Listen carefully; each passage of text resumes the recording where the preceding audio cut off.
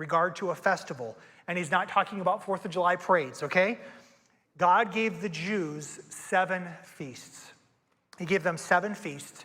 And among those feasts, 3 times a year, the Jews were required to go to Jerusalem and celebrate and worship as a nation during these festivals.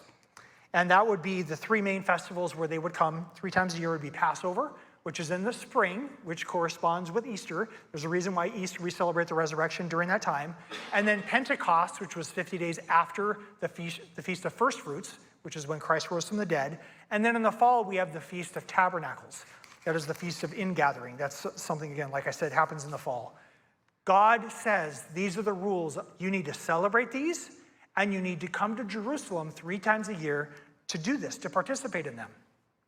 In Numbers 9:13, talking about just one of the feasts, it says, "But if anyone who is clean and is not on a journey fails to keep the Passover," meaning if they don't travel back to Jerusalem during this feast, "that person shall be cut off from his people, because he did not bring the Lord's offering at its appointed time. That man shall bear his sin." So this was a rule.